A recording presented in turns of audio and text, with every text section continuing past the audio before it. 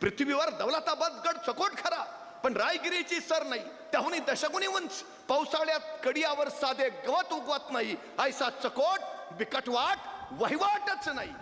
रायगड मुंगीवर चढणार नाही आणि वारा परवानगी शिवाय खाली येणार नाही. इतका बिकट, कैलासा इतकाच पवित्र रायगड. या रायगडावर अजून कोणाचे रक्त सांडले नाही. तख्तास जागा हाच करावा आणि जाहीर झालं, रायगड स्वराज्याची राजधानी. आणि रायगडावरचे 18 कारखाने राज्याभिषेकाच्या तयारीला लागले. सुवर्णकार रामजी दत्तो महाराजांसाठी स्वर्ण जडित 32 मणी स्वर्ण सिंहासन घडवू लागला. हे सिंहासन घडवलं जात असतानाच महाराजांनी मोरोपंतांना विचारलं, मोरोपंत एवढा खर्चिक राज्याभिषेक? आणि मोरोपंत म्हणाले, महाराज असे आणखी 10 राज्याभिषेक होतील एवढं धन कोशागरात आहे. शून्यातून उभा राहिलेलं स्वराज्य आज किती सामर्थ्यशाली झालं होतं.